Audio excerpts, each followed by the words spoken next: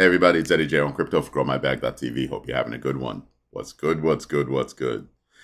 So we're starting to wind down a little bit. Not as much news as we thought, right? This is a good thing. Let me just switch over to live chat. Don't forget to invest in yourselves today. So I don't know if you recall, but the IMF has been trying to negotiate with El Salvador to get them to stop. That's Bukele.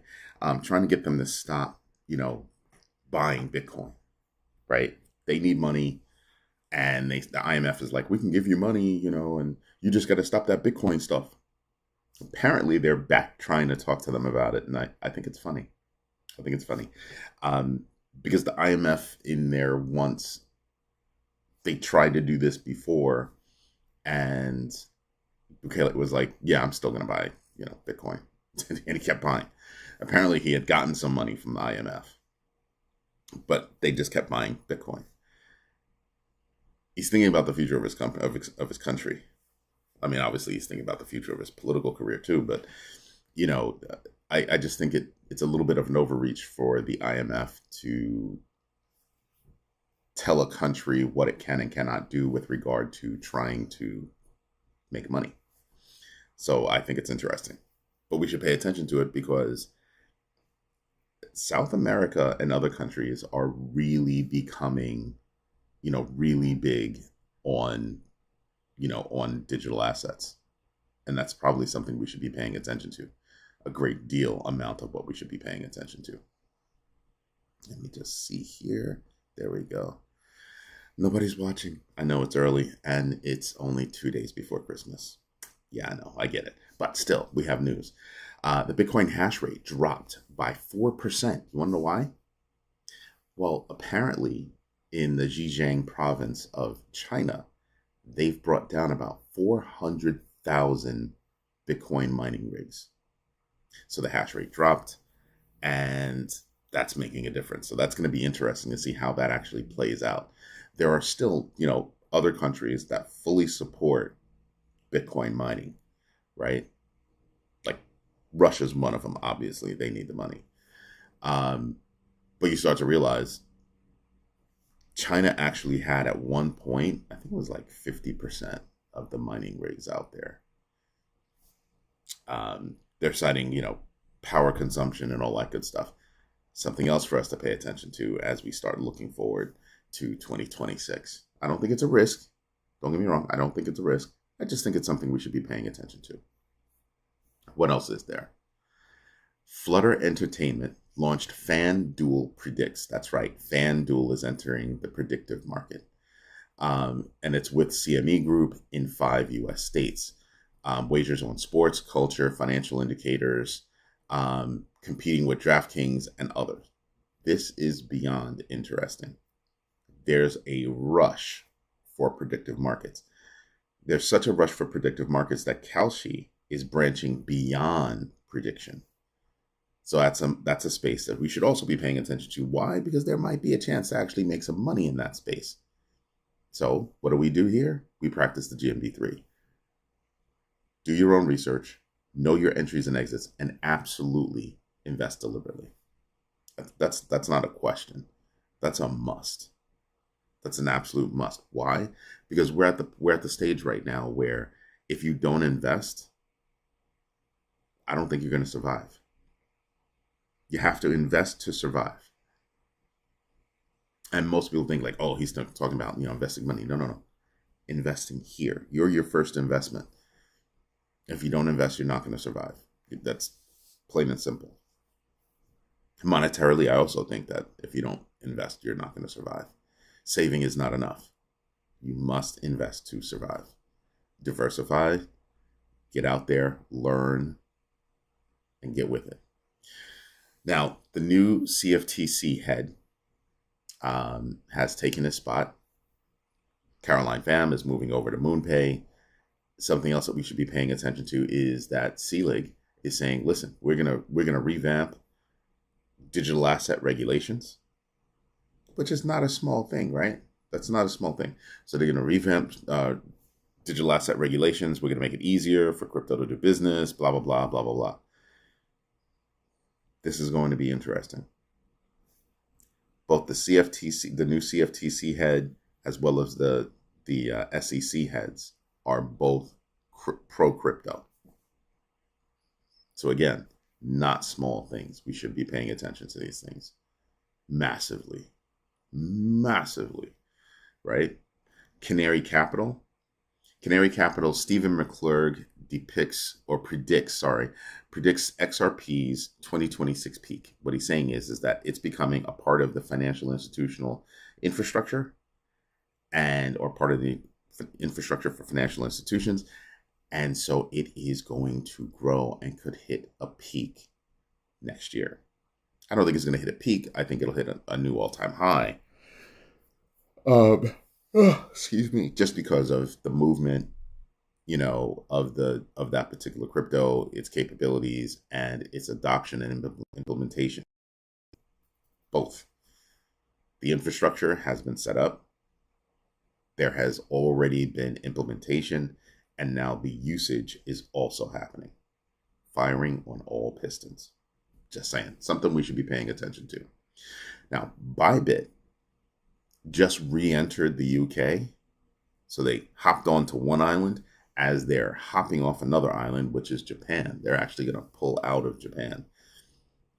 They're citing non-compliance and changes to regulations and things like that. And I guess they're going to do the same thing that they did everywhere else. They'll pull out. Oh, excuse me. Yes, I'm still tired. They're going to pull out up since 4. Just done. And then figure everything out. Because I can't believe that they're going to completely leave Japan for an extended period of time. So I think, like I said, I think they'll pull out, fix what needs to be fixed, handle things, and then re-enter when it's a good point. But Bybit is not a small exchange. I'm pretty sure they know what they're doing. And they know they must be compliant. So rather than get in trouble, let's pull out, let's regroup, and then we'll re-enter it the same way they're re-entering the UK. So it's interesting to watch. It really is. We would rather, think about that message. We'd rather leave than to remain and be non-compliant and get in trouble. So we're going to leave, fix ourselves, and we'll re-enter at a later date. Very smart. Very smart. It avoids all of the issues around bad press and all that other good stuff that nobody wants to deal with. Because I know I wouldn't. Now, something else that happened. We all know I love Justin Sun. Yeah, it's a joke. I do not like Justin Sun. Do not love Justin Sun. But our favorite banana buyer, Frozen Tokens linked to Justin Sun, lost $60 million after a blacklist. WLFI token dropped 50% and Sun remains locked out after a $75 million investment in WLFI token. Couldn't have happened to a nicer person. Whatever that guy touches does not turn to gold. And here you are, he's 60 million out. So imagine it's like, wait a minute, because apparently it's a freeze. I think he bought the tokens and they were supposed to stay locked for a certain period of time, but we'll see. But isn't that a great thing? He's down 60 mil. $75 million investment. I don't know. I'm just saying he's down 80%. That's interesting to me. I think it's funny, actually. Like I said, I can't stand the guy. So it couldn't have happened to a nicer person. But it also tells you about WLFI, right? Because you know who they're linked to, right? They're linked to the current U.S. regime. That's right. I told you, nothing that they touch, nothing that they do. Yeah, nah. I stay far, far away. Stay far, far away. I tested the waters with that Trump token. I wanted to see how dumb people were. I was like, wow. Yeah, I broke even. I was fine. But still, I just wanted to see. I wanted to pay attention to see how it was moving and everything else. So I put my money where my mouth was. Wow. Just look at where all of the coins have been. Nothing I would trust. Name me a use case. Name a use case, name a viable use case for any of those tokens. Just saying. Be wary. Be wary. Something else that's going on, and I've been saying this for a minute, is that the Middle East is becoming like or actually, technically, we just found out it is the fastest growing digital asset market in the world. And Visa's setting up a hub there. That ought to tell you something. Visa's not all about, wasting money, wasting time. So Visa's looking at that and kind of going, yeah, we should be there. We should open up some offices. It's going to be by 2027, they're expecting it to be a $2.6 billion market. Right? It's a part of the Saudi Vision 2030 with competitors like Google Pay, Apple Pay, All Pay. I'm sorry, Alipay Plus. My bad. But yeah, you're looking at a region that's really bubbling up. Before it was, South America. Now it is the Middle East. I want you to pay attention to something. I want you to pay attention to the regions that are starting to bubble up with regard to digital assets. I want you to pay attention to those economies that are starting to bubble up. See what I'm saying? Exactly. You see where I'm going with this. It's very interesting to see how that works. It really, really is. At least to me it is. Right? Because you start to realize, holy moly, there's a lot to see. There's a lot going on with each of those regions. You know where the Middle East is, right? The Middle East is Africa. It's a specific region, but it's Africa. And there are other regions in Africa that are also picking up. I reported yesterday that Ghana had just said, hey, digital assets is a cool thing. Ready to rock. Ghana's got oil. A lot of countries in Africa are doing a lot with regard to digital assets, and they have other assets to boot. And if I'm looking at the US dollar, am I concerned about BRICS? Sure, I could be concerned about BRICS. Or I could be concerned about just the general leaving from the US dollar. I don't know what's going to be dominant going forward. I think it's going to be digital assets. Notice how I said assets, plural, not singular. Just saying. There's a lot for us to be paying attention to, and I think that's one of the things that we should be paying attention to. So it's a slow news day. That's all I have for right now. Pretty sure we'll hear something else. The markets will open up and all that other good stuff. But you know what we should do? That's right. We should actually go take a look at the numbers. Give me a moment. Let me hop on over there.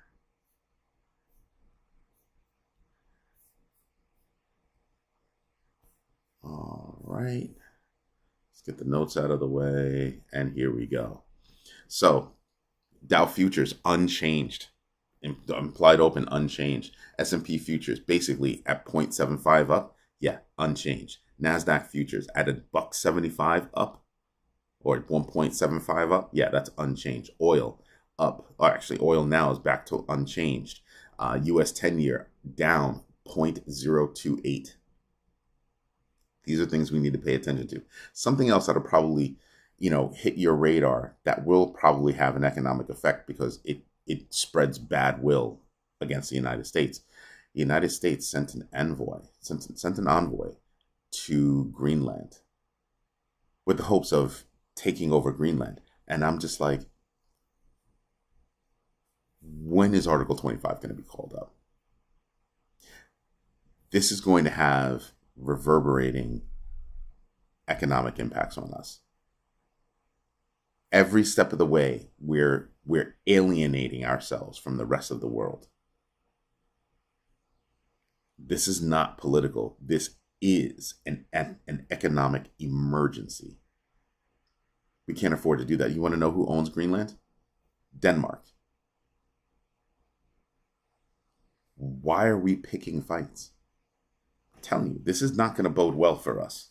In the long run, that is not going to bode well for us at all. We don't really have any earnings coming up. Not this week. It's pretty much all done.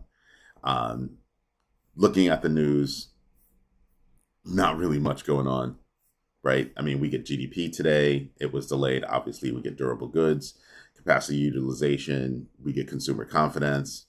That's about it. The big one is going to be GDP. The big one is going to be GDP. Pay attention. We're currently at 24 for Fear and Greed Index. Yesterday we were at 25 for DeFi Llama. We're at $118.982 billion in total value locked. That's a steep drop from just a couple of days ago, and it's a bigger drop from a few days ago. Again, things we should be paying attention to.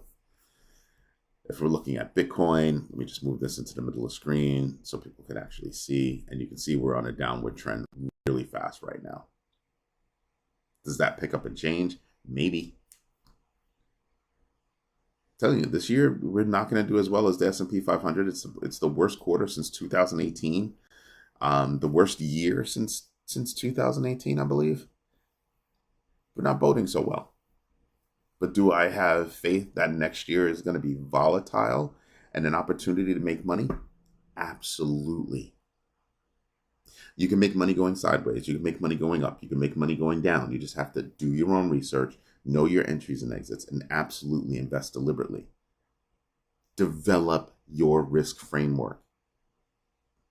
That's basically documenting your gut, documenting how you think with regard to investing, what your tendencies are.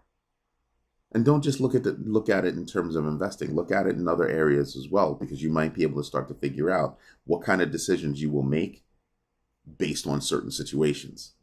And that's really all your risk framework is. It helps guide you in that direction. Note your risk framework. Like I said, practice the GMB 3 with your risk framework. You'll probably do a lot better for yourself. Now, looking at this big board, most things are in the red. Ethereum's below 3,000, BNB's almost touching 850. To me, these are nothing but opportunities. BTC, BCH, ETH, BNB, Hype, XMR, Leo, if you've done your research, HBAR, Doge, ZEC, if you've done your research, Link, of course, Aave. Aave's been down. I think it's down like 10% over the past little bit. There's a little controversy going on over there. I think that'll turn around. Aave's huge in the DeFi space. I think it'll turn around. XRP is at $1.90. Just a few days ago, it actually touched $1.55. So you'd be up a lot right now. Just saying. Pay attention to these things. Like I said, in a down market, in a sideways market, you can still make money. You can still make money. Do your own research, know your entries and exits, and absolutely invest deliberately. Absolutely invest deliberately. Just saying. Pay attention to these things. Solana's at 125. If you're into Solana, this could be an opportunity to get in, right? Because 20% would be 24 cents, so you'd have to be $1.49 to make 20% off of that. But even if you just make your rule 10%, you only have to be at $1.37. Just saying. Pay attention. There are ways to make money. You can do it up, do it going down. Do your own research, know your entries and exits, and absolutely invest deliberately. That's what it's all about. That's where we come from. Let's see. What else do we have going on? Let's see. Look at the big board. Yeah, look at this. This is horrible. Ethereum is down 10.82% year to date. Bitcoin's down 6% year to date. The first good news you get is BNB at 21.62%, up year to date. Bitcoin Cash is another, ray of sunshine at 33.69. I'm just saying these were opportunities for you to be paying attention. People looked at me like I was insane when I was saying BCH. Oh, who does BCH? Da, da, da. People who make money. Do your own research, know your entries and exits, and absolutely invest deliberately. It's not that difficult. Even if you just do 15 minutes a day, it's not that tough. Do it. Do it. It's for your own good. Chainlink isn't doing all that well right now. It's down 38% year to date. I'm still sprinkling into Chainlink. Just saying. Look at Monero XMR. Yeah, 126% year to date. Just saying. And again, I asked the question, how long is it going to be before Monero hits the top 10 coins out there? That's what I find to be interesting. Let me see. I just want to take a look at, let's see. Come on, let's go. Chop, chop. There you go. Here are all the articles that we've done just this morning. There's Visa. There's Justin Sun. If you didn't catch, if you're not catching all the videos or you want more details, you can come look at the articles. Just saying. Now I want to take a look at the crypto tracker. I actually want to see who the winners and losers are. All right, midnight down 24.34991%. GMB X factor of 0.53. Pump.fund down 11.16%. GMB X factor of 3.97. Mantle down 7.89%. GMB X factor of 1.65. Pendle down, wow, 7.81% with a GMB X factor of 3.29. Fartcoin is down 7.3%. Zcash is down, shocking, Zcash is down 6.8%. GMB X factor of 6.64. Here is Monero down 6%. GMB X factor of 0.24. Yeah, it's not that far away from another all-time high. Just putting it out there for you. Uniswap down 6%. GMB X factor 6.67. This whole list, wow.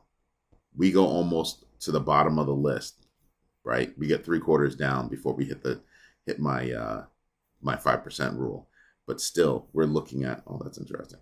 Still, we're looking at 5% down for Aave, 3.37 GMB X factor. Yeah, I have no problem with Aave. I have none. I've sprinkled into Aave too. Dollar cost averaging across certain coins, I think is going to be fine, and I'm going to continue to do that because I think next year I'm going to see some upside. I believe next year I'll see some upside, so I'm not worried about it at all. It'll be a tumultuous year. It's not going to be an easy year for people with weak stomachs. I tell you that right now. But do I think it's going to be a good year? Absolutely. I absolutely think it's going to be a good year. Anyway, everybody, this is Eddie J on crypto for growmybag.tv. I hope you like what I'm doing. If you do me a favor, drop a note, right? Let me know what you like. Drop some likes because the likes help us grow. The likes absolutely help us grow. If you are not already a GMB member, go to growmybag.tv, become a member because things are about to pick up. Things have been picking up. Have you see all those articles? We've got over 13,000 articles, not including all the videos. Just saying, we've got a lot going on. You want to do some research? That's a great place to do research because we're actually curating content from all around the world and putting together these articles that let you know, hey, look, this is what's going on. This is what we think is important to your bags. Just saying. Just saying. And it's not just crypto. We're doing a whole bunch of articles. Anyway, everybody, this is Eddie J on crypto for growmybag.tv. Thank you for your time. Thank you for your patience. And as always, thank you for your trust. My team and I will work for that every day. Everybody have a good one.